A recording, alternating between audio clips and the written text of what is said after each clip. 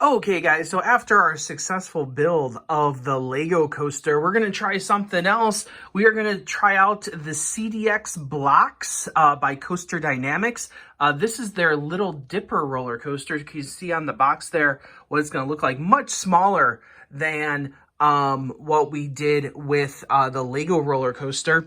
And as you can see, I've already built some of the stuff here. Let's go on to the back of the box, see if there's anything interesting here. So it just shows us what's going on with this ride, with this CDX version of a roller coaster. A little bit different system here. Number one, you can tell right off the bat that there's no base here. So the one thing with Lego roller coasters is the attention to detail, the attention to very specific things that are happening. Everything has to be even, everything has to be level, and the base really helps start that out.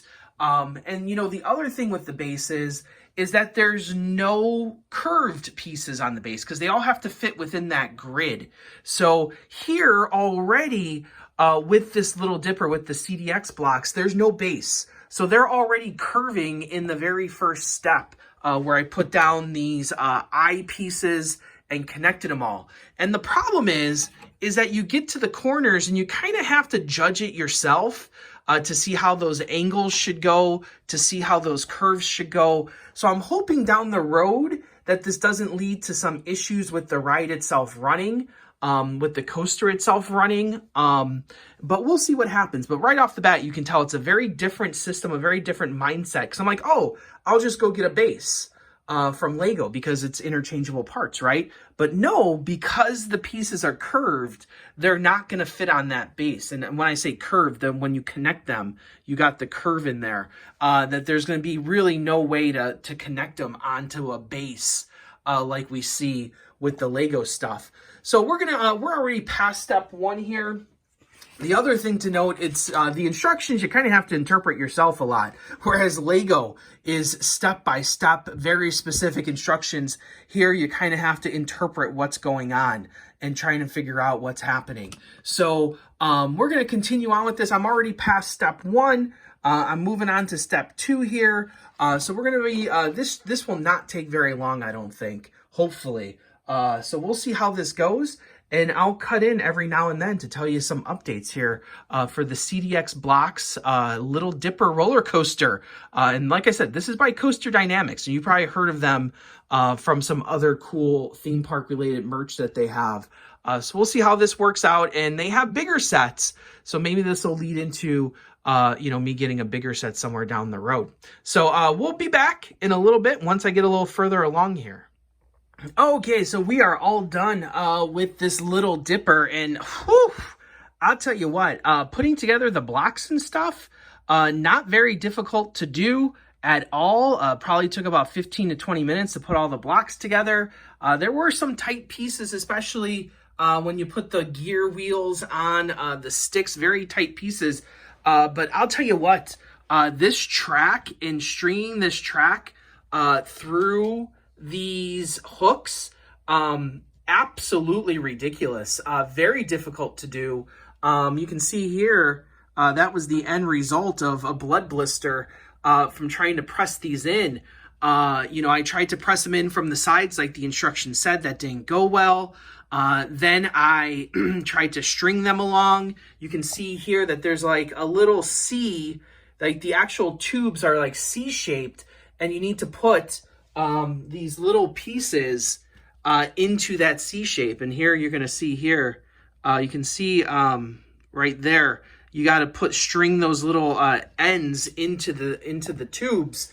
And man, what a thing. It took me about an hour just to do this, just to get all these track pieces on. So I'm going to think twice before buying another one of these CDX sets. I know I have one other one, the Sidewinder, coming in, but I am not looking forward to that at all. Now, I don't know. These are a little bit older. Maybe the track pieces were a little bit more pliable, when they were first produced, and maybe they've hardened up over time. I'm trying to see a date on this. So the book was printed in 2017, so you're only talking about 4 years. But I tell you what a terrible, terrible system to try to do. And as you can see, you do have, to go through the little review, you do have a chain lift here, working chain lift. Another kind of design flaw, it's on the opposite side of where you would probably want it to be. But you can see once you get it up there, it does engage nicely. I'm not going to do that because I'm holding the phone.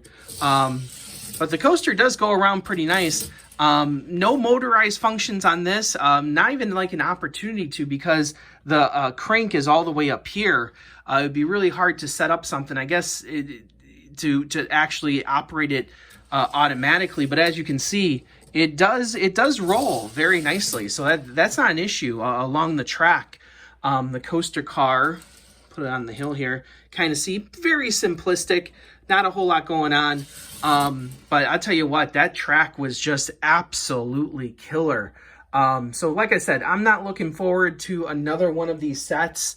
I have the Sidewinder coming in. That's the one, with the little loop in it. There's also the Cyclone coaster that you've probably seen at different parks and stuff. That one's about $100. I'm probably going to take a hard pass on that. This kind of taught me my lesson here. Maybe if the track is a little bit easier on the next one, I'll reconsider my position on that. But this took way too long to put together with this track, and you can kind of see it's not even like it's not even that perfect of a job either. The coaster car runs fine, very smooth on the track, but still just took forever, and injuries abound. Very frustrating. So once again, Lego quality. you pay for what you get at sometimes. This I paid $30 for. This was $380. So a big difference between the two.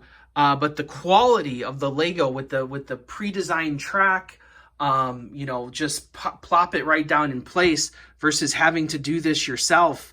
Very, very, very difficult.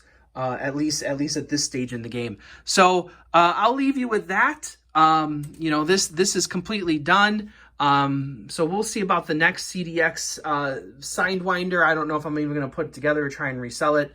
But this one, altogether, it's a nice little set if you got the time, patience, and maybe got better gloves to use as you're putting it together. But this is one that I would not recommend. So, thanks for joining us here, as always. And hopefully we'll get some more cool theme park stuff for Legos and stuff like that. So we'll see you next time. Right on, Ride Warriors.